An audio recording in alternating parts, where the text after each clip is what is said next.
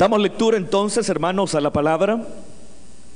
Versículo 18 del capítulo número 13 del Evangelio según Lucas.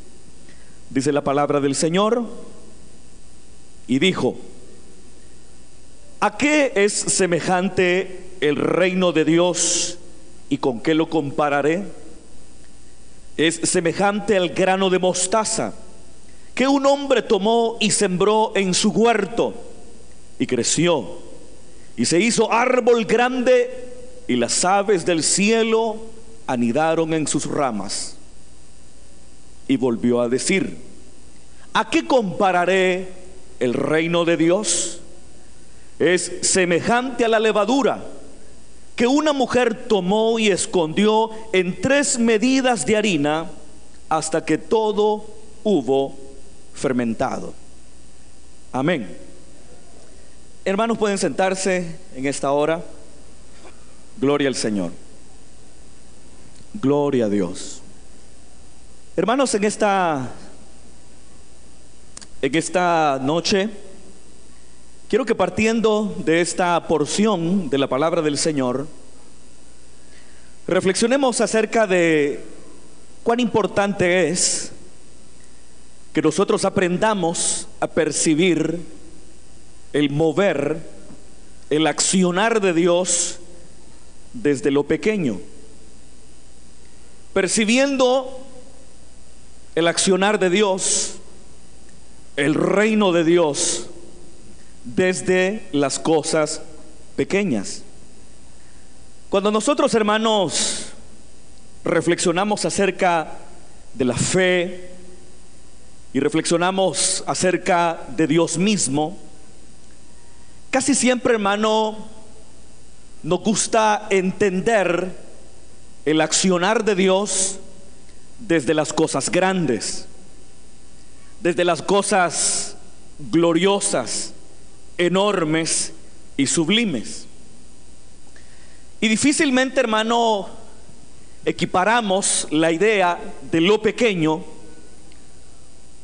con el accionar o el mover de Dios en determinada situación o en determinado momento.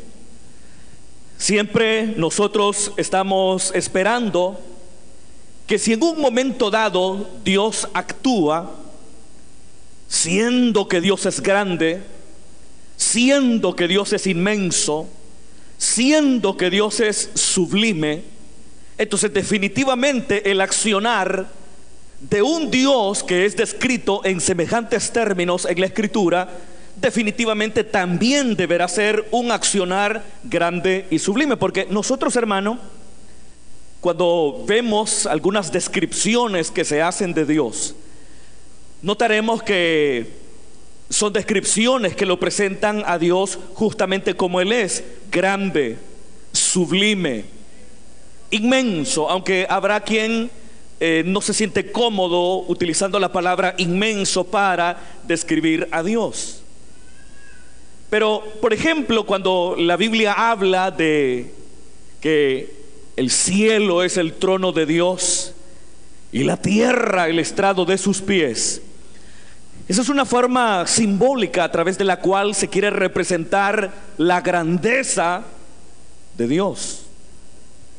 O cuando se dice que Dios formó todo el universo con 3 de sus dedos, también es una manera simbólica de recalcar la grandeza y el poderío creador del Dios que nosotros tenemos. Entonces, así vamos a encontrar una serie de descripciones a lo largo de la Escritura que presentan a Dios justamente como Él es: grande, poderoso, sublime e inmensurable. Es decir, que no puede ser medido.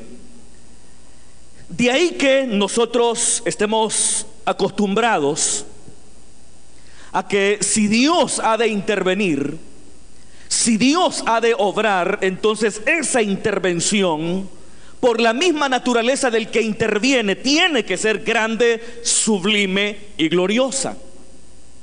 Sin embargo, partiendo de esta porción de la palabra del Señor que nos muestra dos parábolas de Jesús de Nazaret, trataremos también de abrirnos a esa costumbre también de aprender a percibir el accionar y el obrar de Dios desde las cosas muy pequeñas. Por ejemplo, cuando nosotros pensamos en Jesús de Nazaret, ¿cómo preferimos concebir a Jesús de Nazaret? ¿Crucificado o en debilidad? ¿O preferimos percibirlo resucitado y regresando con gran poder y con gran gloria? Entonces, casi todos, por no decir todos, preferimos concebir a Jesús como el Cristo victorioso sobre la muerte, que lo es, porque se levantó al tercer día de entre los muertos. Preferimos percibir al Señor como viniendo glorioso en las nubes, y que todo ojo verá su gloria y su magnificencia. Y de hecho nosotros sabemos que Él volverá otra vez. Pero tratamos de evitar esa manera de entender a Cristo en términos humildes y a un Cristo sufriente. Y ese triunfalismo a la hora de percibir a Dios, de percibir a Cristo y de percibir a la fe, no es un triunfalismo nuevo. Es un triunfalismo que ya estuvo presente dentro del seno de la iglesia cristiana aún en el primer siglo de nuestra era. Por ejemplo, si nosotros leemos el Evangelio de Marcos y el Evangelio de Juan, vamos a notar que la manera en que cada uno de estos evangelistas percibe a Jesús es una manera diferente. El autor del cuarto evangelio, es decir, el escritor de ese evangelio que nosotros conocemos como de Juan, percibe a Jesús de forma grande, de forma sublime. De hecho, los textos bíblicos que utilizamos para hacer apología de la divinidad de Cristo los tomamos en su mayoría del Evangelio según Juan. Porque el autor de este evangelio percibe a un Cristo glorioso, grande, poderoso, sublime, eterno y divino, en el cual no hay ningún rasgo de debilidad. Pero si nosotros leemos el Evangelio según Marcos, que es el primer evangelio que se escribió y que se escribió aproximadamente 30 años antes del Evangelio según Juan, notaremos que una de las ideas contra las cuales lucha el autor del Evangelio según Marcos es esa idea triunfalista de la fe. Por eso usted notará que el Jesús que se nos presenta en el Evangelio de Marcos siempre es un Jesús que oculta su identidad. Y cada vez que alguien descubre la verdadera identidad del Jesús de Marcos, inmediatamente Jesús dice: no se lo digan a nadie. Y está constantemente silenciando a las personas, incluso a los demonios, que son capaces de percibir en Jesús a alguien más que simplemente un ser humano. Y notaremos que cuando Jesús empieza a revelar su identidad, de acuerdo a la redacción del Evangelio según Marcos, empieza a revelarla no sin antes dar 3 anuncios acerca de su muerte y crucifixión. Y será solamente hasta cuando Él muere que un soldado romano dirá: verdaderamente este es el Hijo de Dios. Entonces, ¿cuál era el propósito del autor del Evangelio según Marcos? Que aquellos creyentes de Roma que habían abrigado una visión triunfalista de la fe, aprendieran también a percibir la fe y a Jesús mismo desde la debilidad, desde lo pequeño. Y es por eso que, como lo digo, cada vez que se percibe algún rasgo de grandeza de Jesús en el Evangelio de Marcos, Jesús calla a quienes tienen esa percepción. Y solamente, de acuerdo a esa redacción del Evangelio, Jesús será percibido en su verdadera identidad cuando Él no solamente ha hablado de su muerte y crucifixión, sino cuando Él está pendiendo de la cruz. Entonces tenemos también que aprender a percibir a Dios desde lo pequeño. Yo no lo estoy diciendo que ya no percibamos a Dios desde lo grande, porque Dios es grande, Dios es sublime, Dios es poderoso. Sin embargo, debemos aprender a percibir a Dios desde lo pequeño. Cuando Jesús empezó su ministerio, Jesús tenía un mensaje, y ese mensaje que Jesús tenía era el reino de Dios.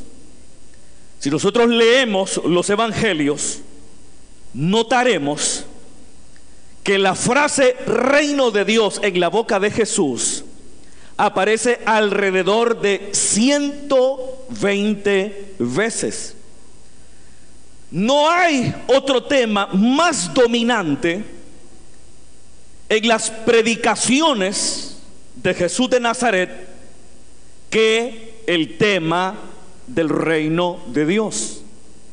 Fíjese, hermano, qué ironía que el tema que más apasionó a Jesús de Nazaret es un tema que nosotros ignoramos y del que prácticamente no se habla desde nuestros púlpitos. De hecho, como evangélicos, estamos enamorados de cierta clase de temas, y que son temas bíblicos. Yo no digo que no, yo no quiero que usted me malinterprete, pero permítame hacer esta comparación. Hay temas de los cuales como evangélicos estamos enamorados. Por ejemplo, el tema de la santidad, el tema de la venida del Señor, que todos son temas bíblicos, porque Dios nos ha llamado a santidad. Siendo que Él es santo, Él desea que quienes hemos abrazado la fe también nosotros seamos santos. Ese es un hecho. Eso está suficientemente basado en las Escrituras, que Dios nos manda a que nosotros seamos santos. También el tema de la venida del Señor, ¿verdad? Es un tema que apasiona al pueblo, le apasiona al pueblo, de manera tal que no faltan hermanos y hermanas que dicen ahora en los púlpitos ya no se habla de santidad. Hay muchos hermanos que dicen hoy ya no se habla de santidad. Sí se habla de santidad, que no la entendemos como usted la entiende, es otra cosa. Pero habrá quien dice ya no se habla de santidad.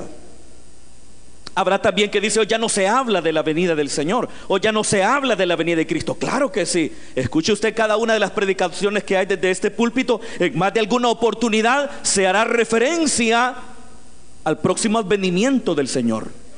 Siempre se hace. Pero fíjese, hermano, pero ¿quién dice hoy ya no se habla del reino de Dios? Nadie dice eso. Y es irónico, digo, porque el tema que más apasionó a Jesús, que es el reino de Dios, es un tema que prácticamente está ausente de nuestros púlpitos, al punto que ni siquiera muchas veces nosotros mismos sabemos definir, al menos con un grado de modestia, qué es el reino de Dios tal cual lo entendía Jesús de Nazaret. Entonces, es irónico que un tema que apasionó tanto a Jesús y del que habló tanto y que ilustró a través de sus parábolas y que hizo presente a través de sus milagros, es un tema completamente ausente de los púlpitos de nuestras iglesias, pero no es un tema que como evangélicos extrañemos. Y temas como la santidad o la venida del Señor nunca fueron temas dominantes en la predicación de Jesús de Nazaret, y sí son los temas que nosotros exigimos y que si no están presentes con la frecuencia que nosotros esperamos, eso lo interpretamos como una decadencia del púlpito evangélico. Pero hay un hecho que no podemos negar, y eso se hace notorio con solo leer los evangelios sinópticos. No presento el evangelio según Juan, porque el concepto reino de Dios en el evangelio según Juan no es un concepto que está tan claro como en los sinópticos. Cuando hablo de los sinópticos me refiero a Mateo, Marcos y Lucas. Y se les dice sinópticos porque viene de la palabra sinopsis, y sinopsis es visión de conjunto. ¿Por qué? Porque Mateo, Marcos y Lucas tienen relatos, no voy a decir repetidos, o quizá para ser más claro, relatos repetidos. Es decir, usted encuentra por ejemplo un relato en Mateo y posiblemente pueda encontrarlo en Marcos y en Lucas, o lo encuentra en Lucas y en Mateo y no lo encuentra en Marcos, o lo encuentra en Marcos y en Lucas pero no en Mateo. Por eso es que se le llama los sinópticos. Pero hay algo que no podemos negar con la simple acción de leer detenidamente los evangelios sinópticos, y es que a Jesús lo que le apasionó fue el tema del reino de Dios. De hecho, el evangelio según Marcos justamente dice así, que cuando Jesús empezó su ministerio en Galilea, él dijo: arrepiéntanse, porque el reino de Dios está cerca. Y a partir de ahí Jesús empieza entre aquellas personas pobres, entre aquellos agricultores, campesinos, amas de casa, niños, desempleados y pescadores, entre ellos empieza a desarrollar su ministerio y empieza a hablarles acerca del reino de Dios. Pero fíjese, la manera en que Jesús presentaba el reino de Dios chocaba con la manera en que los judíos entendían el reino de Dios. Jesús nunca definió en forma clarísima qué era el reino de Dios. Es posible porque el término reino de Dios ya era un término de alguna forma entendido entre los judíos que escucharon su predicación. No lo definió con un 100% de precisión, pero sí lo ilustró a través de sus parábolas. Pero la presentación que Jesús hacía del reino de Dios chocaba con las concepciones y las esperanzas de los israelitas que lo escuchaban predicar. Porque los judíos que oían a Jesús sabían acerca del reino de Dios. Ellos no ignoraban que era el reino de Dios, pero eso sí, no lo entendían como Jesús lo entendía. Porque ellos, estoy hablando de los judíos, entendían que cuando el reino de Dios apareciera, irrumpiría de forma violenta. Habría señales en los cielos. Porque recuerde que los judíos ya tenían un tipo de literatura que era la literatura apocalíptica, y uno de los rasgos característicos de la literatura apocalíptica es que hace representaciones simbólicas de la irrupción divina en la historia. Y mucha de esa simbología implicaba hablar de fenómenos en el cielo, fenómenos en la tierra, fenómenos en el mar.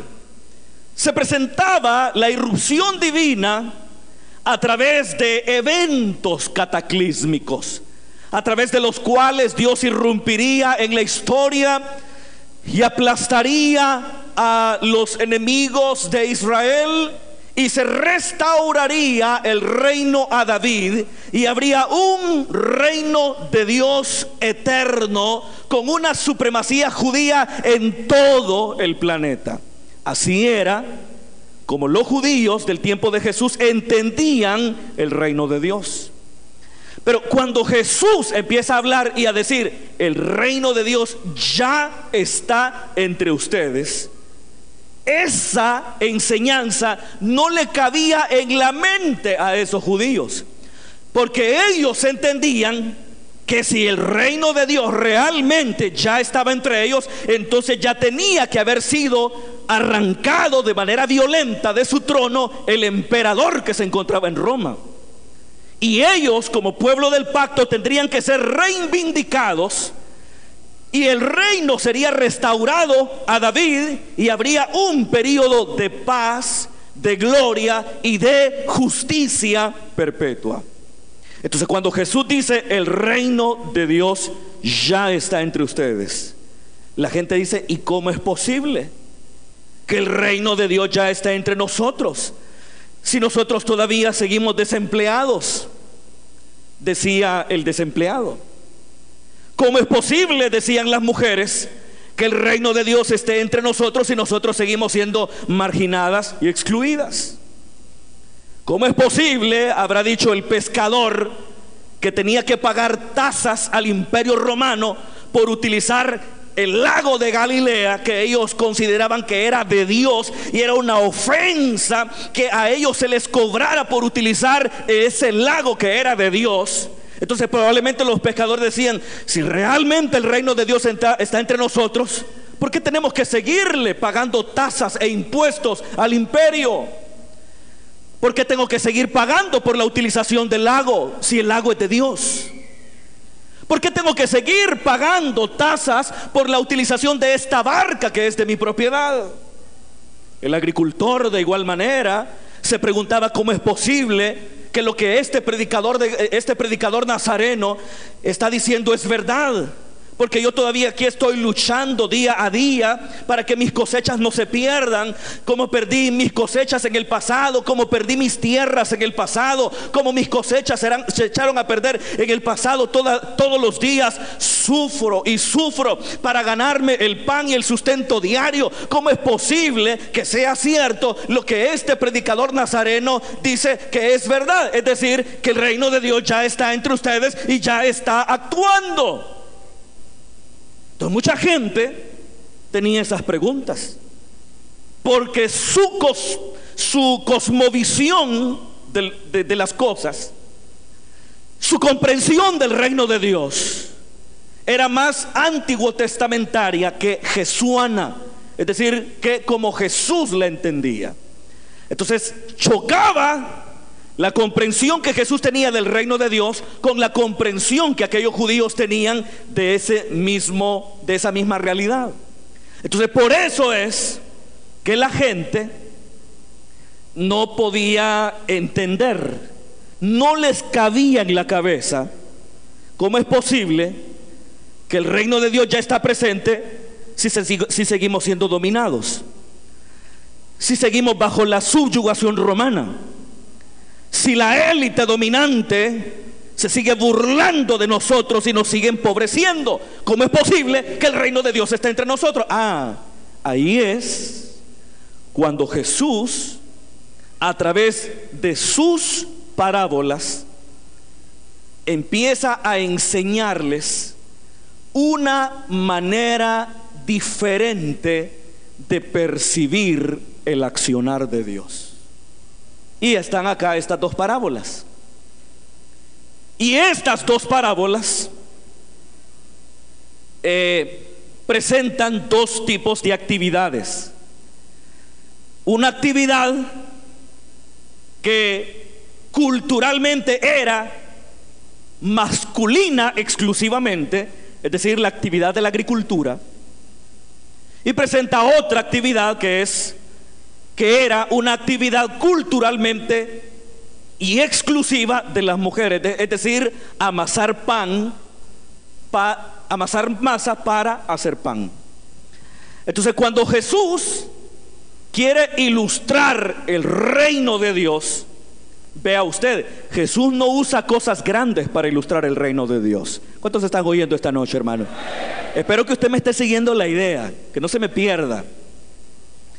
Entonces cuando Jesús empieza a ilustrar ese reino, Él no hace semejante el reino de Dios a cosas grandes.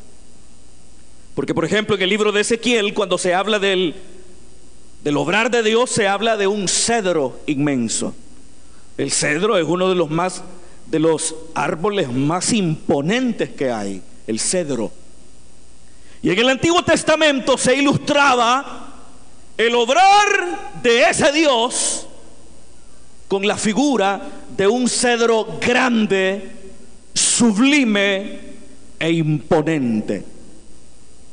Pero Jesús entiende el reino de Dios en forma diferente y empieza a enseñarle a aquellos pescadores, agricultores y desempleados y amas de casa y enfermos y leprosos y gente discriminada, gente excluida, gente pobre y miserable. Empieza a enseñarles a percibir el reino de Dios, el accionar de Dios, no desde las figuras de grandeza a las cuales ellos estaban habituados y acostumbrados, y con las que con cierta regularidad los rabíes de Israel ilustraban la grandeza de Dios, sino que Jesús empieza a ilustrar el accionar de Dios utilizando cosas pequeñas. Y por eso el Señor dijo, fíjese, versículo 18, y dijo: ¿a qué es semejante el reino de Dios? Mire la pregunta que Jesús hace: ¿a qué es semejante el reino de Dios? Y dice: ¿y con qué lo compararé? Fíjese, ¿con qué hubiéramos nosotros comparado el reino de Dios? Con algo grande, ¿verdad, hermano? Con algo sublime, cataclísmico, glorioso, con fuego, con viento recio, en medio de terremotos. Pero Jesús dice: ¿a qué lo voy a comparar? Y el Señor dijo: es semejante al grano de mostaza, que un hombre tomó y sembró en su huerto. Fíjese, ¿a qué lo comparo en primer lugar? A un grano de mostaza. Y el grano de mostaza es proverbialmente el grano más pequeño de todos. Jesús recorría aquellos campos sembrados de Galilea y podía ver a los agricultores sembrar, y entre las cosas que ellos sembraban estaba el grano de mostaza, muy pequeño, que cuando caía en los surcos que se habían abierto, prácticamente el grano desaparecía en la tierra. No podía notarse el grano de mostaza. Era algo muy, pero muy pequeño. Y ahí quedaba el grano de mostaza. Quedaba en la tierra e invisibilizado por su pequeñez. Pero con el correr de los días, ese pequeño grano de mostaza que estaba escondido empezaba a sufrir ciertos cambios. Cambios que no eran percibidos por nadie, porque eran cambios que se producían mientras la gente dormía. De hecho, Jesús, en una de sus parábolas, a través de las cuales también ilustra el reino de Dios, Él dice que el reino de Dios es como esas plantitas que crecen y que el agricultor simplemente las siembra, y que mientras él está dormido, es decir, mientras él duerme, cuando no está viendo absolutamente nada, esa plantita empieza a crecer. Y dijo Jesús, él no sabe cómo ocurre, él no se da cuenta lo que está pasando, pero sin embargo está paulatinamente creciendo, y ese crecimiento no es visible, sino que es un crecimiento invisible. Entonces Jesús compara el grano de mostaza o el reino de Dios al grano de mostaza. Pero ¿qué dice la Biblia? Va creciendo poco a poco, poco a poco, poco a poco, hasta que llega un momento en que, hermano, este se expande y sus ramas dan albergue a las aves del cielo. Pero ¿qué es, hermanos, en pocas palabras, el reino de Dios? Se lo voy a decir en términos sencillos. El reino de Dios es el cumplimiento de su voluntad en todos los aspectos de la vida humana. ¿Qué aspectos? Bueno, la vida personal. El reino de Dios es que en mí se cumpla la voluntad de Dios. El reino de Dios para mi comunidad es que en mi comunidad, ya sea una comunidad de fe o una comunidad social, el reino de Dios es que en esa comunidad se cumpla con su voluntad. ¿En qué otro ámbito de la vida se cumple la voluntad de Dios? En la naturaleza misma, en la creación misma. Usted sabe que nosotros como creyentes decimos, no, eso de cuidar la creación de Dios, eso que lo hagan otras instituciones. Pero hermano, ¿de quién es la creación? ¿De quién es, hermano? ¿Y quiénes son los hijos de ese Dios? Nosotros. Entonces, ¿por qué usted le deja a otros que cuiden la creación de Dios, si nosotros, que somos sus hijos, deberíamos de ser los más interesados en que la creación de Dios esté siendo cuidada? Entonces, también el reino de Dios se hace una realidad cuando la voluntad de Dios se cumple en la naturaleza. Es decir, cuando el ser humano no destruye la naturaleza de Dios, cuando el ser humano no destruye la creación de Dios, sino que al contrario la cuida. Usted sabe, hermano, que dentro del evangelicalismo hay posiciones radicales. Yo recuerdo a un predicador que, levantando la mano, decía: mi Biblia dice que esta tierra va a ser destruida y va a ser quemada, así para qué, entonces ¿para qué voy a estar yo cuidando la creación de Dios?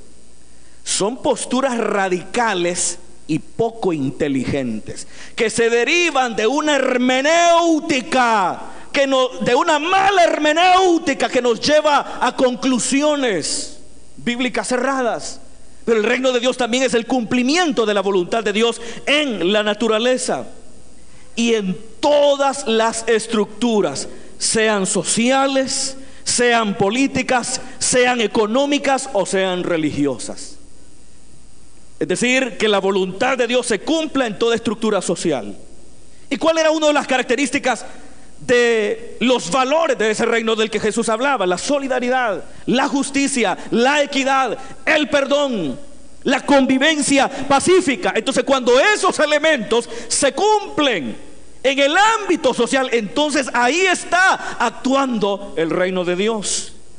En materia política también, lamentablemente, el reino de Dios no está presente en el accionar de nuestros políticos, no está presente. En el ámbito económico tampoco el reino de Dios está presente, porque siempre hay una minoría que crece, mientras que hay una mayoría que está cada vez peor. ¿Pero por qué ocurre eso? Porque la voluntad de Dios, es decir, el reino de Dios, no se está cumpliendo en el ámbito económico. El reino de Dios es el cumplimiento de la voluntad de Dios en todos los aspectos de la vida humana. Lo que pasa, hermano, es que a nosotros nos han enseñado solo parte de la verdad. Nos han dicho: el reino de Dios es cuando tú le entregas tu corazón a Cristo, y eso es cierto, pero no necesariamente, porque hay muchos de nosotros que le entregamos el corazón a Cristo, pero no estamos viviendo los valores del reino de Dios, porque no tenemos solidaridad, somos injustos con el prójimo, maltratamos al prójimo, denigramos a nuestro hermano. Y aunque prediquemos bonito, y aun cuando hablemos en otras lenguas, y aun cuando seamos servidores, no estamos en el reino de Dios. Nos han enseñado entonces que el reino de Dios es algo subjetivo, es decir, yo tengo a Cristo en mi corazón, ese es el reino de Dios. Sí, pero solo en parte. No, el reino de Dios será cuando Cristo vuelva por segunda vez. Eso es verdad también. Eso es cierto también, porque cuando Cristo aparezca por segunda vez, implantará su reino de manera completa, de forma tal que todos cuantos hemos creído en Él, viviremos en cielos nuevos y en tierra nueva donde mora la justicia. Pero ese reino es verdad que se inaugura cuando yo tengo a Cristo en mi corazón, cuando Cristo vuelva por segunda vez, pero no solo así, sino que el reino de Dios está ya actuando en el aquí y en el ahora. Por eso Jesús en cierta oportunidad dijo: el reino de Dios no vendrá con advertencia. ¿Se acuerdan? Jesús dijo: el reino de Dios no vendrá con advertencia. No dirán helo aquí o helo allí, porque el reino de Dios ya está entre ustedes. Pero ¿quiénes son los encargados de promover ese reino de Dios? Nosotros. Es probable que más de alguien se sienta incómodo con este sermón, pero yo qué le voy a hacer, hermano. Si a usted no le gusta que hable del tema que más apasionó a Jesús de Nazaret, ese es un muy problema, hermano. Pero es que a mí me enseñaron de esa manera. Pues le enseñaron mal, hermano, y punto, y se acabó. Así que ni modo, aunque no le guste, yo sigo. Pero fíjese, no solamente ilustró el reino de Dios a través del grano de mostaza, sino que también lo ilustró a través de la levadura. Versículo 20: y volvió a decir: ¿a qué compararé el reino de Dios? Vea, otra vez el Señor hace una pregunta: ¿a qué compararé el reino de Dios? ¿Qué es lo que está haciendo Jesús de Nazaret, hermano? Está enseñándole a la gente a ver a Dios desde lo pequeño, desde las cosas pequeñas, porque están acostumbrados a ver a Dios desde las cosas grandes. Pero Jesús, con paciencia, que el Señor, hermano, qué precioso el Señor, hermano. Con paciencia, con ternura, con sencillez, con humildad, va al ritmo de aquellas personas humildes y analfabetas y pobres de la región de Galilea, y hace preguntas como: ¿a qué compararé el reino de Dios? Y él dice: es semejante a la levadura. Muchos de seguro se han de ver sorprendido que Jesús utilizara la levadura como un símbolo del reino de Dios, porque acuérdese que en la tradición de Israel la levadura siempre representó algo malo. ¿Se acuerdan, hermanos? Por ejemplo, cuando los judíos conmemoraban la Pascua y tenían que hacer panes, y esos panes, ¿cómo debían ser? Panes sin levadura. Y antes de la celebración de la Pascua tenían que barrer cada casa para que no hubiera indicios ni de un poco de levadura. Jesús mismo también utilizó la levadura como algo negativo, como algo malo, como algo que corrompe, como cuando le dice a sus discípulos: tengan cuidado con la levadura de los fariseos. Pero acá en esta parábola está utilizando la levadura, que tradicionalmente era vista como algo malo, como algo que potencialmente corrompe. Ahora Jesús utiliza la levadura para ilustrar el reino de Dios. Y Jesús habla de una actividad que en aquella cultura era exclusivamente de las mujeres: el hacer pan. Mire, hermano, Jesús tenía, y yo ya lo he dicho en otras ocasiones, una manera diferente de tratar a las mujeres. Para Jesús, las mujeres y el trabajo que ellas hacían era muy importante. Por eso cuando Él contó parábolas, no solo contó parábolas ilustrándolas a través solo de actividades masculinas, como la pesca o la agricultura, sino también utilizó actividades femeninas, como el coser, el remendar, el barrer. ¿Se acuerdan de la parábola de la moneda perdida? El hacer pan. Entonces Jesús veía también en las actividades de aquellas mujeres galileas una imagen que representaba de forma fiel el reino de Dios. Y Jesús dijo: yo comparo el reino de Dios a la levadura que una mujer, así dice el versículo número 21, tomó. ¿Y qué dice el siguiente texto, hermano? Y es. ¿Están con sus Biblias abiertas o no, hermano? Versículo 21: es semejante a la levadura que una mujer tomó. ¿Y qué hizo, hermano? Escondió. ¿Y qué es escondido? Oculto de la vista. Lo escondió en 3 medidas de harina. Me imagino que más de algún judío se habrá reído cuando Jesús dijo eso, porque 3 medidas de harina, con 3 medidas de harina se hacía suficiente pan para alimentar a 150 personas. Es probable que más de alguna mujer judía que lo escuchaba se rió y decía: ¿cómo en 3 medidas de harina? Porque ellas sabían muy bien cuánta era la medida de harina para hacer pan para una pequeña familia galilea. Pero Jesús no se equivocaba. A través de esa exageración, las 3 medidas de harina, Jesús estaba tratando de ilustrar también el accionar de Dios, la presencia de Dios. De hecho, las 3 medidas de harina usted también las va a encontrar en el libro del Génesis, cuando Abraham es visitado por el Señor. Y dice la Biblia que amasaron 3 medidas de flor de harina. ¿Pero qué estaba haciendo Abraham? Preparándose para una epifanía. ¿Y qué es una epifanía? Una aparición divina. Y es muy probable que Jesús utilizara la exageración de las 3 medidas de harina para ilustrar la presencia de Dios en ese reino que Él había ya inaugurado. Pero fíjese, ¿qué pasa con la levadura? Se esconde. Pero ¿quién ve lo que la levadura está haciendo? ¿Quién lo ve? ¿Quién lo ve? No lo ve nadie, porque está escondida dentro de la harina. Pero escondida, ¿qué está haciendo? Fermentando, sin que nadie lo note.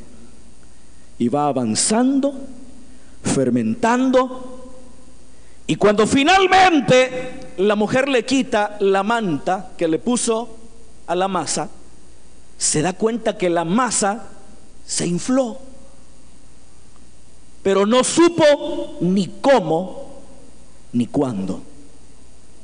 Así Jesús comparó el reino de Dios. Es decir, aprender a ver el mover de Dios también desde lo pequeño. Porque si no aprendemos a ver el accionar de Dios, el reino de Dios desde lo pequeño, vamos a terminar diciendo que Dios no está haciendo nada en nuestro mundo. Porque ya lo dije, ¿qué es lo que nosotros queremos? Por ejemplo, con el tema de delincuencia, ¿qué queremos nosotros? Yo creo que dice, bueno, que Dios intervenga y que mate a todos los que tengan que matar y que las cosas se resuelvan en un ¡zas! Si es que no hay soluciones inmediatas, ni Jesús mismo enseñó que las hubiera. Pero ¿qué pasa con la sociedad salvadoreña y qué pasa con nosotros los cristianos? Esperamos algo grande y también inmediato, pero tenemos que aprender a percibir a Dios desde lo pequeño. Ese fue el gran problema de Elías. Elías estaba acostumbrado a percibir a Dios siempre desde lo grande. Por eso cuando Jezabel lo amenaza de muerte, ¿para dónde corre Elías? Al monte Sinaí. ¿Y qué representaba el monte Sinaí en el imaginario colectivo del Israel de entonces? Lo que representaba era la grandeza del poder de Dios. ¿Por qué? Porque en el Sinaí, de acuerdo a la tradición judía, Dios descendió. ¿Y qué pasó con el monte Sinaí o monte Horeb, como lo describe el libro primero de los Reyes? ¿Qué pasó cuando Dios descendió en Horeb? Horeb temblaba, el monte temblaba, el monte estaba lleno de fuego y humeaba. Y ahora Elías, que está pasando una grande crisis, corre a Horeb para encontrarse con ese Dios que se manifiesta en el terremoto, encontrarse con ese Dios que se manifiesta en el viento recio, encontrarse con ese Dios que se manifiesta en el fuego abrasador. Pero ¿qué pasó, hermano? ¿Complació Dios a Elías en su expectativa? No. Al contrario, le dijo: Elías, ¿qué estás haciendo acá? Sal de la cueva, yo me mostraré a ti. ¿Y qué pasa? Un terremoto. Pero dice, Dios no estaba en el terremoto. Y de pronto un viento que tan poderoso era que hasta rompía las piedras, pero Dios tampoco estaba en el viento. Y luego un fuego que consumía, pero Dios no estaba tampoco en el fuego. Y de pronto una brisa muy suave, y desde esa brisa suave Elías escucha a Dios hablándole otra vez. ¿Qué es lo que le está queriendo enseñar Dios a Elías? A percibir a Dios desde lo pequeño. Elías esperaba que Dios obrara desde el terremoto, desde el fuego y desde el viento recio. Pero ¿qué dice el libro de los Reyes? Dios no estaba ahí. Estaba en un silbo apacible. Algo en lo que nunca Elías hubiera esperado ver a Dios u oír a Dios. ¿Qué esperamos nosotros, hermanos? Queremos una irrupción violenta. Esperamos que Dios intervenga en la problemática nuestra, en la problemática familiar, en nuestra problemática conyugal, en nuestra problemática social, en nuestra problemática de violencia. Queremos que Dios intervenga como un terremoto. Queremos que Dios intervenga como un fuego que todo lo quema. Queremos que Dios intervenga como un viento que rompe rocas. Yo estoy seguro que sí. Pero el detalle es que Dios no está allí. Está en una brisa suave. Y eso solamente lo puede percibir el que es sensible a Dios. Y los judíos de la época de Jesús querían una irrupción agresiva, violenta, inmediata del reino de Dios, que los liberaría de sus dominadores, que los liberaría de los abusos de la élite dominante religiosa de la época. Y por eso no le creían a Jesús que el reino de Dios ya estaba entre ellos. Pero Jesús les dice: no, vamos a aprender a percibir a Dios desde lo pequeño. ¿Y cómo lo voy a comparar ese reino? Ahí está el grano de mostaza. ¿Cómo lo voy a comparar? Ahí está la levadura. Y ambos símiles, el grano de mostaza y la levadura, son cosas pequeñas. Pero una vez se implantan, empieza de manera inexorable a crecer. Convirtámonos entonces, hermanos, nosotros en promotores del reino de Dios. Y ya lo dije, ¿qué es el reino de Dios? Es el cumplimiento de la voluntad de Dios en mí, en mi comunidad, en toda estructura, llámese económica, llámese social, llámese política, llámese religiosa. Porque algunas veces, hermanos, nosotros donde menos está el reino de Dios es en la iglesia. No somos solidarios, no nos amamos, no nos perdonamos, no somos justos entre nosotros.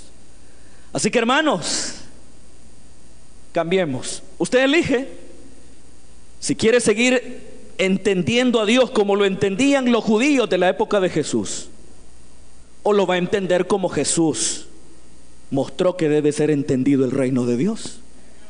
Usted elige si seguir entendiendo a Dios como lo entendía Elías, o entiende a Dios como Dios se le mostró a Elías, en el silbo suave y apacible. Y va a ir creciendo. Nuestro país va a cambiar. Va a cambiar. Pero solo cuando nosotros hagamos nuestra parte como promotores de la justicia. Por eso Jesús decía: bienaventurados los que tienen hambre y sed de justicia. ¿Quiénes son ellos? Los que procuran que su mundo, su sociedad sea cada vez más justa. O cuando Jesús decía: busquen primero el reino de Dios y su justicia, ¿de qué estaba hablando? Era de buscar ese reino que ya hemos descrito, y también de buscar que nuestra sociedad sea una sociedad cada vez más justa. ¿Y dónde empezará eso? Con usted, en su trato a sus hijos, en su trato a su cónyuge, en su trato a sus compañeros de estudio, compañeros de trabajo, en su trato para con sus hermanos y hermanas en Cristo. Y cada uno de nosotros hará lo suyo. Alguien dirá: hermano, pero ¿qué puedo hacer yo? Porque lo que yo puedo hacer es tan pequeño y el problema que enfrentamos es tan grande. No se sienta mal. Si es que así es el reino, como un grano de mostaza y como un poquito de levadura, pero que es capaz de leudar 3 medidas de harina. Así que, hermanos, pongámonos en las manos del Señor y aprendamos a percibir a Dios desde lo pequeño y convirtámonos en promotores del reino de Dios y su justicia. Amén. Vamos a orar en esta hora. Gracias, Padre, por tu misericordia. Hermanos, el tiempo ha finalizado. Quiero rápidamente hacer un llamado para toda persona que le quiere dar su vida a Jesús por primera vez o se quiere reconciliar. No voy a hacer el llamado demasiado extenso porque el tiempo se ha acabado. Pero si en esta hora hubiese alguien que quiere darle su vida a Jesús por primera vez o se quiere reconciliar, levante su mano ahí donde está y diga: yo quiero hoy darle mi vida a Jesús. Yo quiero hoy reconciliarme con el Señor. Aleluya. Algunas veces nosotros podemos ser miembros de una iglesia, pero el que nosotros seamos miembros de una iglesia no significa que nosotros ya formamos parte del reino de Dios.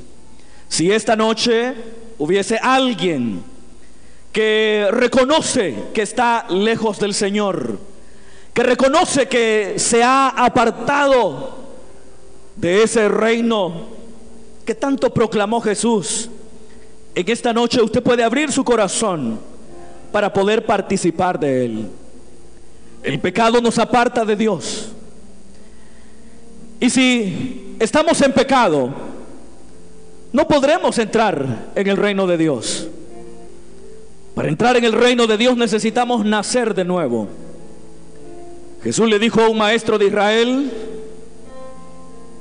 que si no se nace de nuevo, no se puede ni ver ni entrar en el reino de Dios. Aleluya. Aquí hay un caballero ya, pero si hubiese alguien más, voy a dejar solamente unos breves segundos, pero si hubiese alguien más que hoy se pone a cuentas con Dios, venga hoy. Acá viene otro caballero, Dios lo bendiga. Gloria al Señor. Gloria al Señor. ¿Habrá alguien más? Acá solo hay hombres. ¿Será que no hay mujeres que necesitan ponerse a cuentas con Dios? Aleluya. Gloria a Dios. Voy a terminar entonces este llamado. Aquí viene una vida más también. Solo esperamos que venga y invocamos juntos el nombre del Señor. Acá viene una señorita también. Dios le bendiga. Aleluya. Aleluya. Aquí viene otro caballero también. Dios lo bendiga. Gloria al Señor. Solo esperamos que venga y oramos. Gloria al Señor. Invito a la iglesia para que todos, puestos de acuerdo, oremos por estas vidas que hoy están acá al frente. Padre que estás en los cielos, en esta noche te damos gracias por tu amor y tu misericordia. Te damos gracias porque tu palabra ha llegado a estas vidas y les desafías a la conversión, les desafías al arrepentimiento. Ahora, Padre, como comunidad de fe, oramos por ellos. Te pedimos, Señor, que perdone sus pecados. Señor, perdona sus pecados. Perdona sus pecados. Que esa preciosa sangre que fue derramada sobre el madero en el Gólgota les limpie de todo pecado y de toda maldad. Que sus vestidos sean emblanquecidos. Que toda atadura de pecado sea rota. Que todo yugo de opresión ahora sea roto en el nombre de Jesús. Que sean libres, completamente libres. Séllales con el Espíritu Santo. Y que la obra que tú empiezas ahora la perfecciones hasta el día de Jesucristo. Gracias, Señor. Levante sus manos y dé la bienvenida a los hermanos que hoy se han entregado al Señor.